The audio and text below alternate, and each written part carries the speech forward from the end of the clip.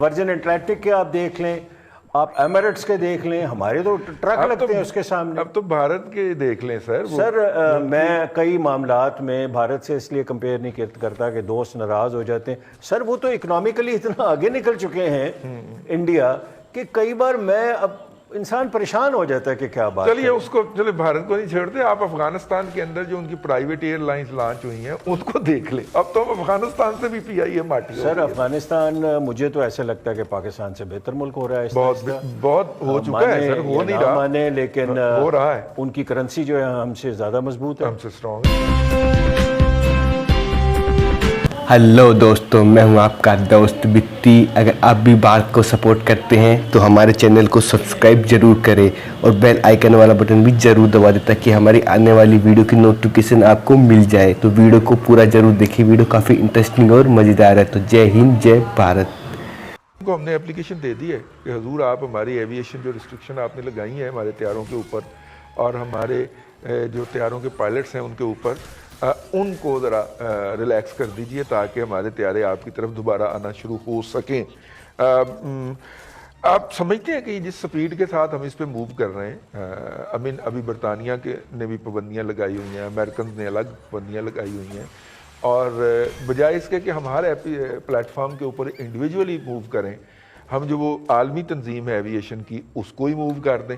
क्यों आप Qatar airlines के जहाज़ देख लें, वर्जिन अटलांटिक के आप देख लें, आप एमिरेट्स के देख लें, हमारे तो ट्रक लगते हैं उसके सामने। अब तो भारत के देख लें सर मैं कई मामलात में भारत से इसलिए कंपेयर नहीं करता कि दोस्त नाराज हो जाते हैं। सर वो तो इकोनॉमिकली इतना आगे निकल चुके हैं इंडिया कि कई बार मैं अब इंसान परेशान हो जाता है कि क्या बात। चलिए उसको, चलिए भारत को नहीं छेड़ते, आप अफगानिस्तान के अंदर जो उनकी प्राइवेट एयरलाइंस लॉन्च हुई हैं उनको देख लें। अब तो अफगानिस्तान से भी पीआईए माटी। सर अफगानिस्तान मुझे तो ऐसा लगता है कि पाकिस्तान से बेहतर मुल्क हो रहा है। बहुत हो चुका है सर, हो नहीं रहा माने, लेकिन हो रहा है। उनकी करेंसी जो है हमसे ज्यादा मजबूत है, हमसे स्ट्रॉन्ग है। और मुझे तो अब ये लगता है कि वो उनके जो हाकिम हैं वो लड़ाई के बाद सीख चुके हैं कि सुलह कैसे करनी, और वो आगे निकलेंगे। तो हम लोग मजाक और नी जर्क रिएक्शन में है, और गुलाम सरवर साहब ने जो नुकसान पहुंचा दिया है मुझे मुस्तकबिल करीब के अंदर वो ख़त्म होता नज़र नहीं आ रहा। चलिए जनाब अरसलान भट्टी साहब, यार ये पूरा जो है आपका तो राब्ता भी रहता है उनसे, ये राइट नाउ हम इतना स्लो या हैज़र्डली क्यों नहीं, मतलब कि हमारा रिस्पॉन्स बड़ा स्लो है। उस एपिसोड को हुए को महीने से ज़्यादा अर्सा गुजर गया और उनकी रिस्ट्रिक्शन आए भी, और हमने अभी सिर्फ अर्जी डाली है। ऐसा बात यह है कि आप लबनान में देखें, पिछले दिनों एक बहुत बड़ा हादसा हुआ, उसके ऊपर तकरीबन आधी से ज़्यादा काबीना ने इस्तीफ़ा दे दिया, और फिर प्राइम मिनिस्टर को भी इस्तीफ़ा दिया, और प्राइम मिनिस्टर भी इस्तीफ़ा दे के उन्होंने कहा जी ठीक है, अगर हम नहीं, आप समझते कि हम ठीक लोग नहीं तो हम चले जाते हैं। इसी तरह हमारे हमसाया मुल्क, जिनको हम नाम लेना नहीं चाहते, लेकिन उनमें रेलवे के जब हादसा ज़्यादा हुए तो वो उनके जो एक वज़ीर रेलवे थे लालू प्रसाद, उन्होंने उनको खड़ा किया था रेलवे को, बाकायदा तौर पे उन्होंने रेलवे खड़ी कर दी थी, लेकिन वो एक हादसे की उसमें उन्होंने भी इस्तीफ़ा दिया, उस पर इंक्वायरी हुई जिसके अंदर वो बरी ज़िम्मा करार पाए, फिर वो वापस आए। यहाँ पे चीनी चोर जो है वो चीनी की वजारत का वज़ीर होता है, गंदम चोर गंदम की वजारत का चोर होता है। अब एविएशन का मुझे बताएं, जिस शख्स ने एक डिप्लोमा किया हुआ है वो भी पता नहीं सही है या नहीं है, मुबैना तौर पर कहा जाता है जी कि वो उसमें जाली साबित हो गया या नहीं हुआ, चले नहीं कहते जी। उसमें यह है कि वो लकड़ी के काम के माहिर हैं। अब जहाज में लकड़ी का अगर कोई काम होता है तो मजा नहीं है कि वो छोटे होते हम बचपन में देखते थे कि लकड़ी के जहाज मिला करते थे। जहाज में फ्यूल जलता है ना, और एलपीजी भी फ्यूल होती है, वो एलपीजी के किंग है यार वहाँ पे। अब वो ये है कि जी उन्होंने, अब वो लकड़ी के काम के माहिर हैं, उनको आपने एविएशन का वजीर लगा दिया, किसी ने पूछा नहीं। सबसे बड़े अफसोसनाक पहलू ये है कि उन्होंने बयान दिया, ना वज़ीर आज़म साहब ने नोटिस लिया, ना वज़ीर आज़म साहब के दोस्तों ने नोटिस लिया, ना हमारे दोस्तों ने नोटिस लिया, कुछ से ने नोटिस नहीं लिया। ये वो चीज़ थी कि इस पे नोटिस लेते तो काम ठीक होना था। वज़ीर आज़म साहब ने दिफा किया उनका आगे पास नहीं, अब वो ही किया ना जी, नोटिस नहीं लिया, इजाजत से दिया गया था जी। अब वो बात यह है जी कि इनको असल में गुलाम सरवर साहब को चाहिए था कि इनको तो वैसे ही टांग दिया जाना चाहिए था पार्लियामेंट के अंदर ही। जी। मैं वो उस टांगने को नहीं कह रहा जो भुट्टो के साथ हमने किया, लेकिन इनको वैसे तो कर दें कम से कम, लेकिन हमने ये भी नहीं किया। और रही बात कि जी आप कह रहे हैं, देखिए कैपेबिलिटी, कैपेसिटी, और जब अकल बांट रही थी, मैं बहुत दफा कह चुका हूँ, कॉम्पिटेंस है उसमें, अकल भी जब बांट रही थी तो ये सारे लोग तो कंटेनर पे खड़े थे, तो उनमें से किसने आके अकल लेनी थी? वो उनको आई नहीं। उन्होंने कहा जहाज के में चल रहा, उन्होंने कहा जी लीवर अगे करो तो जहाज चल पाना। अकल व्हाट्सएप के जरिए नहीं भेजी जा सकती। रईस साहब वो व्हाट्सएप का आप क्या आपको बताएं। बहरहाल मैं आखिर में एक सवाल, और सवाल बड़ा इंपॉर्टेंट है, हमारे हमसाए अफगानिस्तान के रिलेटेड है सर। वो मुकम्मल हो गया जी, 5000 तालिबान ने रिहा करने थे और 5000 लोग जो थे वो अफगान हुकूमत ने रिहा करने थे और 1000 जो थे वो तालिबान ने रिहा करने थे। रिहाई का अमल मुकम्मल हो गया, वो उन्होंने फरमा दिया लोया जरगा के अंदर कि वो बाकी 400 बंदा जो है वो भी रिहा करने का ऐलान करते हैं वो जो है वहाँ पे डॉक्टर अशरफ गनी साहब ने। तो कोई अच्छी बिगिनिंग देख रहे हैं सर गोइंग फॉरवर्ड?